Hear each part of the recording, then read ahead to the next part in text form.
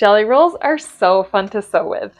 These are rolls of fabric you can pick up at the quilt shop that have 2.5-inch strips of fabric, usually from one fabric line. You can do so many things with jelly roll strips, and the best part is you don't have to cut them yourself. I just love opening a fresh jelly roll and being inspired by all the fun prints. In this video, I'm sharing 3 really fun projects, including a simple quilt pattern, all starting with a jelly roll. So turn on your machine, grab a jelly roll, and let's start sewing. The first project I am sharing today is this flat bottom cosmetic case made with jelly roll strips. This is a really fun project. I love the shape of the bottom because it will stand up on its own. Print off the pattern piece from my website. The link is in the description below. We're going to need a zipper that is long enough for the top of this cosmetic case. If it's longer, that is great, we'll trim it. And then we're going to use some jelly roll strips. These are 2.5-inch strips that we'll piece together. And we'll need 2 pieces for the lining. I just grabbed 2 different color pieces from my bigger scrap pile to create a lining, and then we'll use lightweight fusible interfacing to interface this pouch. To get started, we're going to cut 2 layers for the lining. This will be from just scraps of cotton that you have, or you can use yardage. Once you have those cut, we're going to set them aside for now, and then grab your jelly roll strips. We're going to sew these together to create a panel big enough to cut 2 of these cosmetic case pattern pieces. This will be the main fabric or the outside fabric. So pick your favorite strips for this, and we are going to sew them together long enough to create 2 of these panels.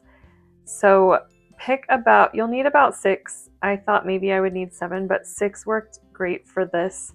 And then we're going to measure 2 of these for the length and just cut a little extra. That way we can make sure this panel is big enough to cut out 2 of our cases with a little bit of room to spare. Once you've cut those, if you want, you can lay them out and decide the order you want before taking them to the sewing machine. Or if you want it to be super easy, just grab your pile, take them to the sewing machine, and sew these together in any order. Use a 1/4 inch seam allowance, and we are sewing this panel to be long enough for 2 panels. So these will be long strips that we're sewing together, and make sure they're all lined up at the top. As you add them, the bottoms, since I cut them all kind of roughly, they don't necessarily match, but we'll trim that off later. So just go ahead and sew these together with a 1/4 inch seam allowance. Once you have 6 strips sewn together, bring this back to your table and check to make sure it's wide enough for the pattern piece. If it's not, go ahead and sew another strip onto your panel. Now we're going to press all the seam allowances in one direction. Give this a little press from the front, and then we're going to grab our lightweight fusible interfacing and put it sticky side up on our ironing board, and then place the panel right on top of that.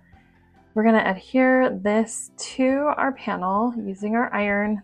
This will activate the adhesive and stick the interfacing to our panel. Sometimes it's hard to get the interfacing to stick where the seams are, so I like to flip it over and just press along those seam allowances. Once you have the interfacing attached, we are going to grab our pattern piece and place it on our panel. You can arrange this however you want with the strips, and then cut this out. We're going to repeat and cut 2 of these. Once you have 2, we are ready to start assembling our pouch. So grab your 2 main pieces, your 2 lining pieces, and your zipper. We're going to start by laying the zipper face down on top of one of the main panels, and then grab a lining piece and place that on top, lining up the fabric at the same point on the zipper. We want to make sure we're sandwiching that in the same position so that the fabrics are right on top of each other. Then go ahead and pin those together. I like to put the pin in both sides of the zipper tape so that it stays in place. Now we're going to sew along the zipper tape. I like to align the needle to the left as far as it goes, and then press my regular presser foot right up against those zipper teeth. Once you've reached the end, we're going to pull that out from our machine and flip these layers with the zipper teeth down facing our main and the lining out of the way. We're going to press this and then top stitch along the main piece. This will give it a nice little finish of top stitching about 1/8 of an inch from that fabric. Now flip your lining back so that it's underneath your main piece, and if you want to, you can press this a little bit to keep it out of the way. Now we're going to lay the other main piece face down on top of this and sandwich the zipper in with the other lining. So the main piece is going face down, and we're lining up the fabric so that it's on the same point of the zipper as the other main piece. Then grab your lining and put that right underneath, again with the fabric lined up, and we're going to pin this and sew it the same way we did with the other 2 layers. Once you have that pinned, go ahead and sew along the zipper tape, and when you're done, flip it open, leaving the lining unflipped, and then top stitch along the edge of this fabric like you did with the other side.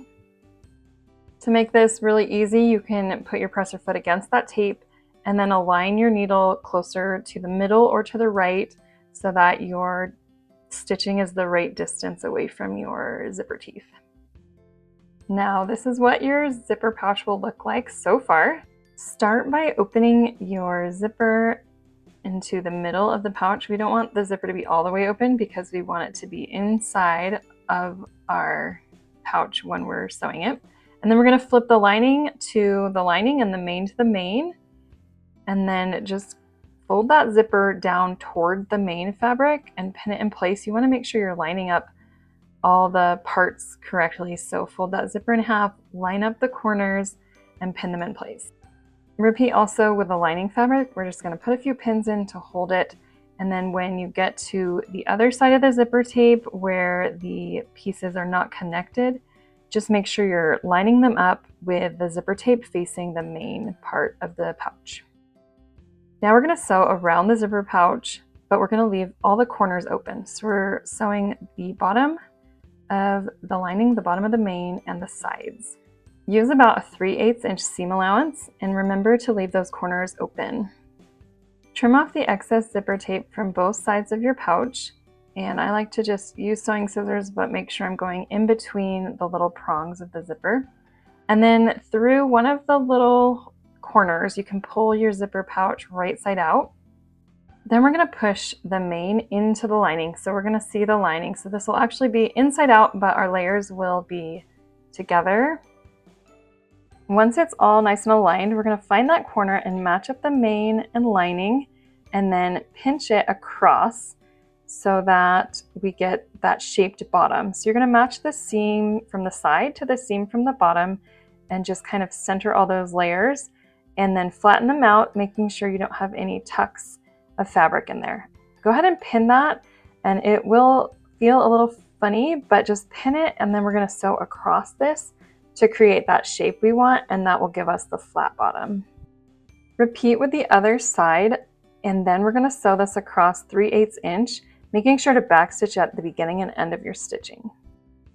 Once you've sewn that, you can trim off the excess fabric, and if you want to finish this, you can either serge it, use a zigzag stitch, use pinking shears like I'm doing, or you can even cover this with binding. But you don't have to, since it's going to be inside your bag, so that is up to you.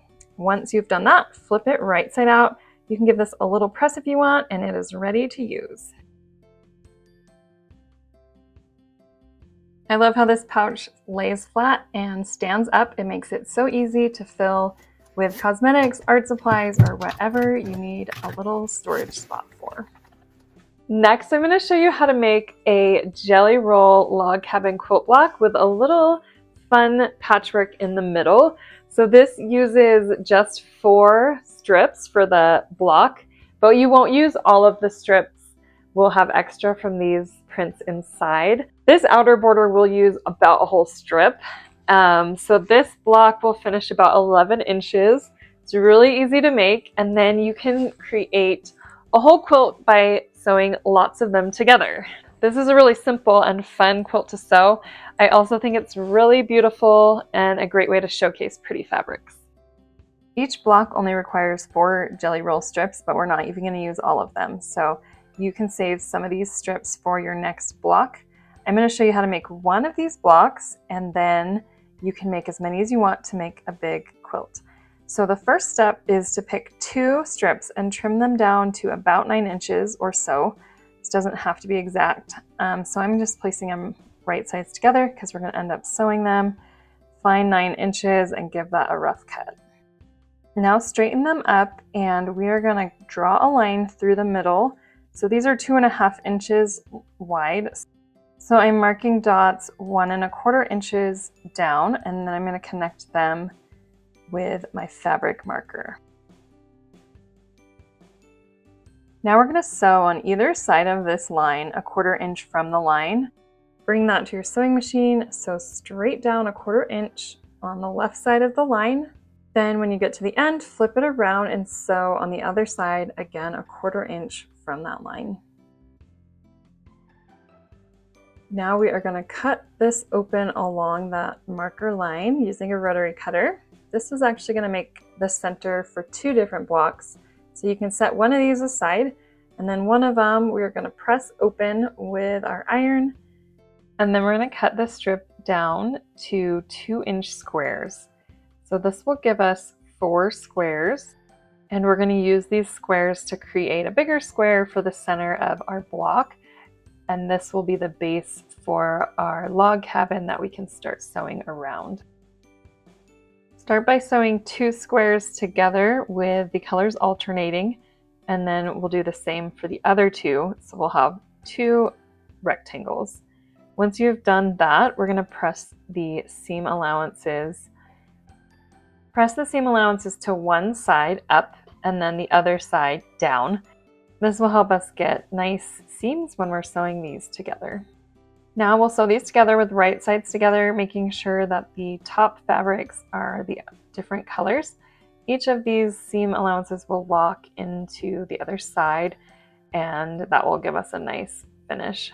So press this open, and then we're going to trim it down to 3.5 inches square. There may just be a little bit of excess fabric to trim off to get this perfectly square. Now we're going to start sewing a border around the center block with a jelly roll strip. So just grab a strip, and we're not going to cut it yet. We're just going to sew it on to the side of our block. It doesn't actually matter where you start this. I'm starting it on the top of my little inner square. Sew this on with a 1/4 inch seam allowance just past your center block. Now bring the whole thing to your cutting mat, and we're just going to trim off the excess from the beginning and then trim that jelly roll strip so that it lines up with the width of the square. Press that open. Now we're going to work clockwise around the block, continuing to add that border around our square. So take the same fabric strip, put it at the top of your block, and sew it on again. Then bring that back to your cutting board, trim off the rest of the jelly strip, press it open, and repeat until you have bordered the whole block. You won't use the entire jelly roll strip, so you can save the rest of this strip for another block. And once you have bordered the entire center, press that open, and then we're going to start our final border around this block. For the last border, you're going to use almost the whole jelly roll strip, so make sure you're using a full strip and start bordering around the same way you did with the first border.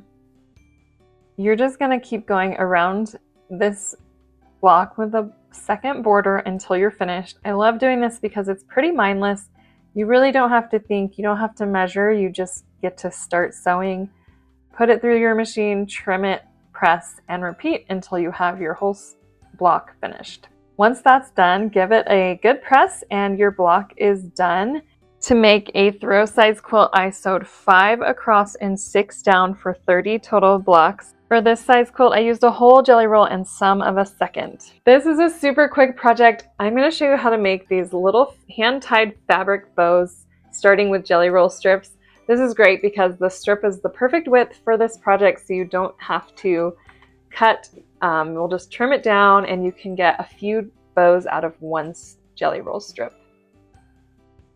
Here's a project for your leftover jelly roll strips. You only need 16 inches for this project, so you don't need a whole jelly roll. And these are really fun to give as a gift. You can add them to a little piece of cardstock to make a cute gift topper or gift for friends. So you only need one strip to make one bow, and we're going to cut this down to 16 inches. This is a great project if you have partial strips left over from another project. I think these go great in groups of 3 for gifts, so I'm going to stack a few jelly strips and cut them down to 16 inches. This is a good way to cut more than one at once. Once you've done that, grab your iron.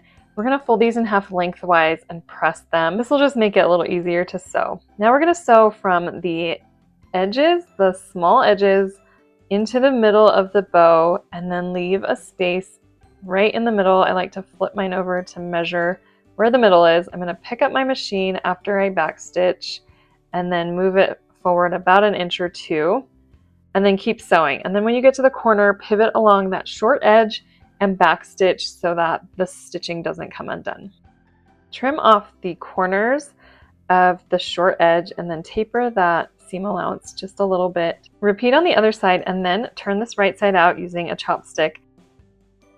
Once you've done that, we're going to press this well, making sure to press the edges of the opening to align with the rest of the strip.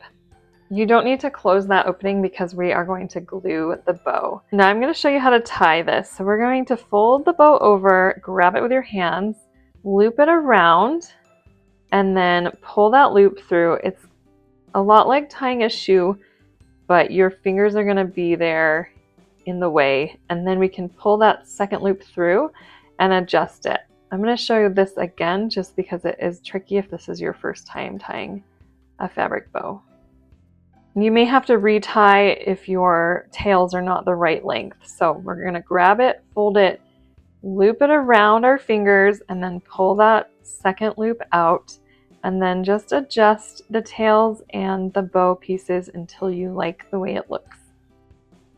Once you have a good shape, you can tighten that bow and then grab a hair clip. We're going to stick this in the back of the bow and then add some glue.